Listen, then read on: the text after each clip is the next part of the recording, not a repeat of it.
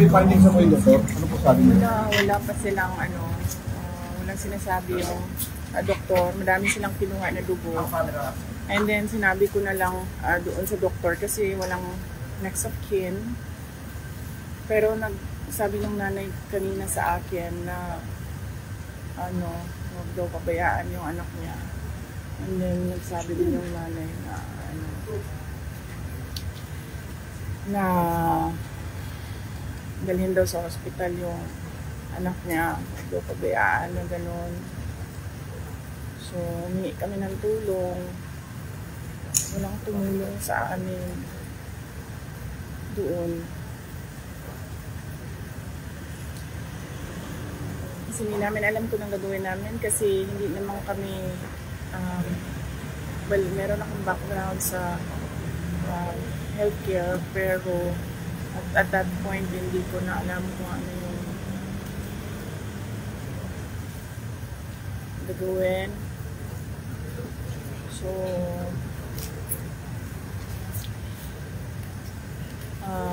sabi namin suka siya ng suka tapos nag-collapse tapos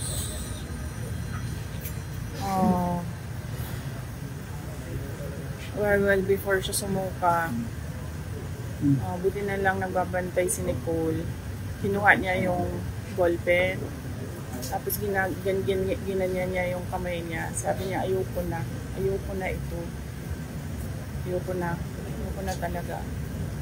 So, buti na lang nandun si Nicole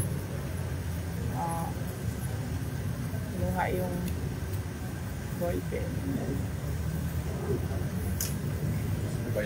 Sumuka siya ng sumuka, sorry. Sumuka siya ng sumuka. Maalala ko lang yung suka and then hindi man ako nakatingin kasi nasa cellphone ako. Nagtatanong ako, nag-iisip ako kung sino tawagan ko para tumulong sa kanya kasi ang galit naman nila nasa akin lang, diba? Wala naman siguro silang galit kay Yusek Lopez. So, iisip ako sinong tutulungan at makakatulong. Tapos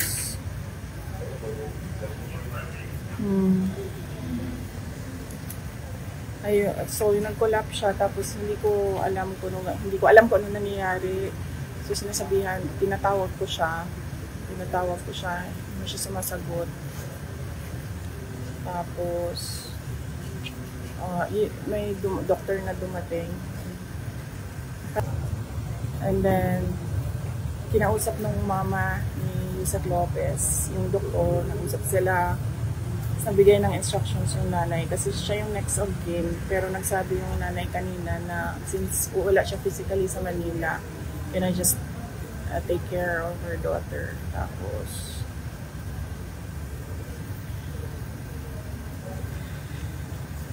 ano pong sabi ng police? Nakausap mo yung PNP regarding dito sa incident? Wala pa, but we really plan to file cases. Walang tumulong sa amin kanina doon. We did not know if it was a heart attack. Hindi namin alam kung anong nangyayari sa kanya. And then, humingi lang kami ng tulong. Sabi ko, kahit sino na, doktor nyo, doktor namin, doktor na kung sino nandyan, ibigay nyo na sa amin. Wala talaga. Ma'am, sa Silbox po ba dapat dadalhin? Yun ang sabi ng next of kin. So, at yun ang sabi din ng lawyer. Masusunod yung next of kin. Matutuloy po ba yung pagpalipat sa correction facility? Hindi ko alam.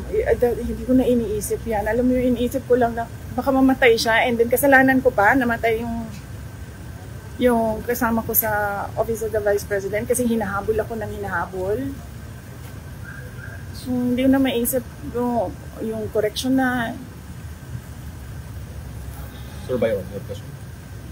Ma'am, sa tingin nyo kanino po nagagaling yung komanda? Hindi kayo paalisin, hindi papasukin yung ambulansya? Of course, sino bang nag-aangkin ng House of Representatives? Di ba si Martin Romualdez lang naman? Anong sabi ni Joel Chua?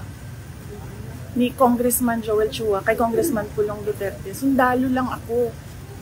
Ano sabi ni Congressman Pulong Duterte sa kanya?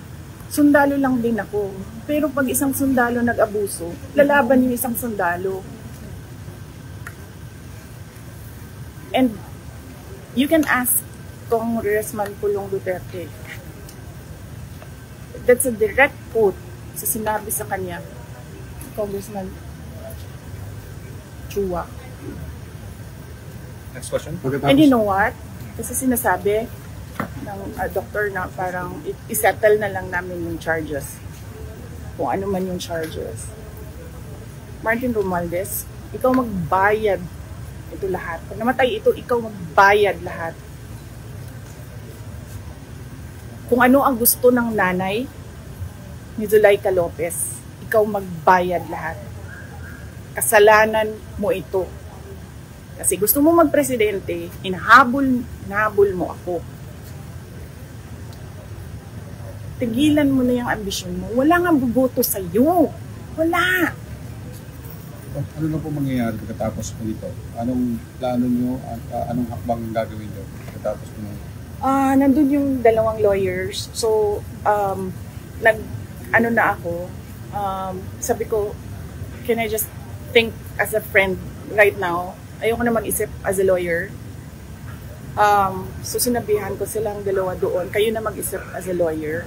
So, initially, ang narinig ko, there's a case of robbery. Ninakaw yung dalawang cellphone ni Yusek Lopez and cellphone ni Nicole. Ninakaw nila. Ayaw pa nila ibalik. Sabi ko, kakasuhan ko kayo ng robbery. Suhan ko kayo ng pagnanakaw. Doon pa nila binalik. Nang sinabi ko sa kanila, nagnanakaw kayo ng cellphone. Hindi namin alam kung anong ginawa nila sa cellphone, di ba? Kung saan nila sinaksak yun, kinuha kung ano yung mga information doon sa cellphone. Hindi ba paglabag yan sa karapatan ng isang tao to privacy ng cellphone nila?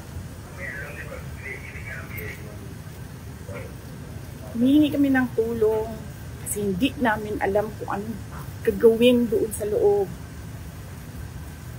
Walang tumulong sa amin. Wala. Alam niyo, kung ako lang yun mag-isa doon, kung wala akong mga security, wala akong mga escort, hindi namin alam anong gagawin namin. Buti na lang may mga lalaki. Kasi sila yung nagbuhat, sila yung nag-arrange, paano makalabas.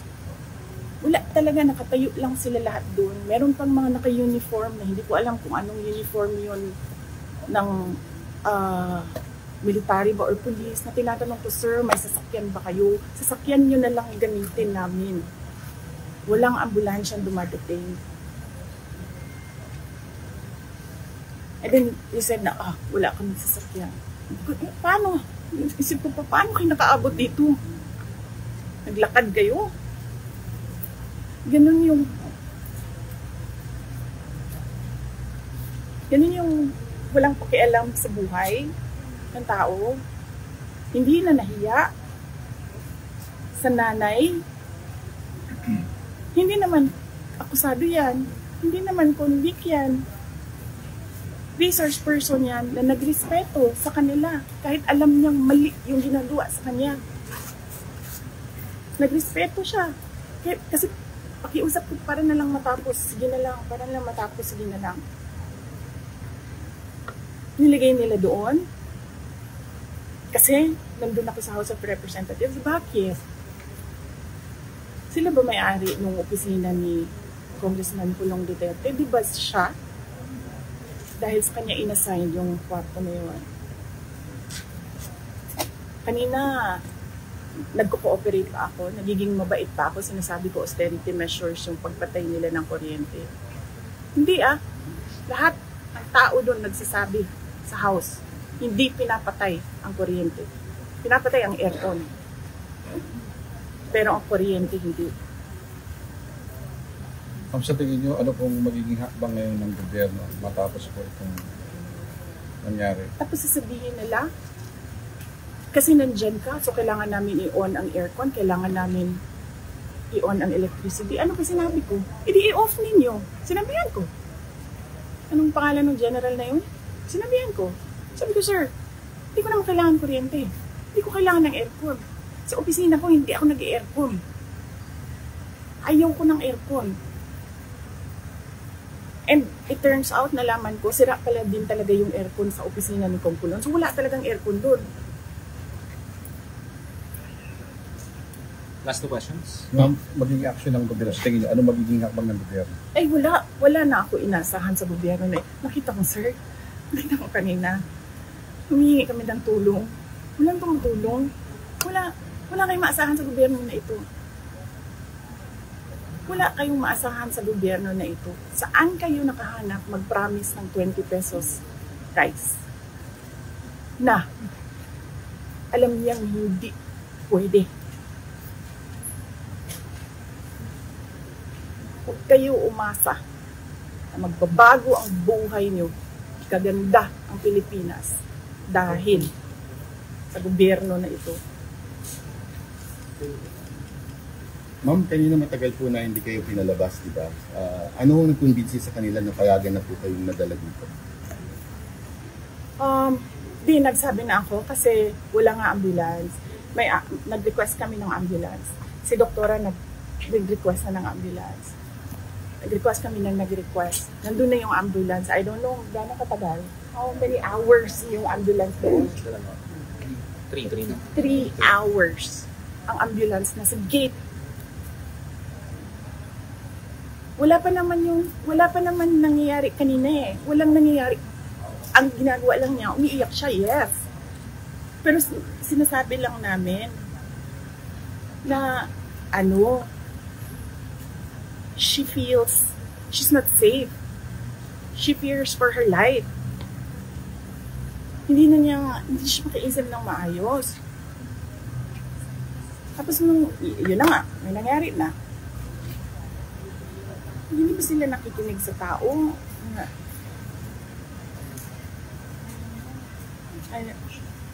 Last question, Amor. Kanina ma'am, sabi niyo po, between 6 to 12, nakagawa sila ng witness. Question niyo po ba yun? Naku. Sa tingin mo ba, pag pinasyon namin yun, may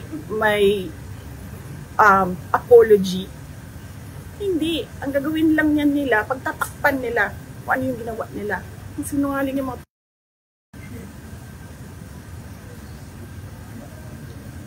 pamilya na sinungaling yan. Yung lahat ng nasa Quadcom, yung lahat na nasa good governance, pamilya ng sinungaling yung mga ano sinasabi nila lagi pag naka-off na yung mic? Hindi namin gusto yung ginagawa namin. Bakit hindi ginagawa? Diba? Magsasorry, uy, pasensya na. Sabi ka, Inday, it's nothing personal. Nothing personal, sinira niyo yung pangalan ko. Okay lang yan. Papatayin niyo yung kasama ko sa UVP. Hindi na kami mag-cooperate dyan. Hindi kami magpapakulong sa inyo. Humingi kami ng tulong kanina. Walang tumulong sa amin. Sabi na yung abogado kanina, bordering on homicide. Attempted homicide. Nagsasabi ako sa mga taong nakatayo doon. Sabi ko, ano ba inaantay natin? Antayin ba natin ito na mamatay bago tayo pumunta sa hospital? Kasi pag namatay, sabi ko, hindi ito sa hospital pupunta. Punerarya, purlon. Kinahanglan nato hindi. Anong tanong? Message na lang po, ma'am. Kung meron kayong message sa taong bayan. Very hopeless. Hopeless. Sabi ko, we are on the road to hell. This country will go nowhere. I'm telling you. Walang papupuntahan itong bayan na ito. Wala silang ginagawa. Galing ako sa loob. naging cabinet member ako. Wala silang ginagawa. Totoo lang. And personal knowledge ko yan. Kasi I was there. I sat there. I listened. Rinig ko. Lahat. Wala nang pagpupuntahan ito. Sabi ko nga sa inyong lahat, BBM, Lisa, Martin Romualdez, kung sino pa man yan dyan, gusto humabol sa akin.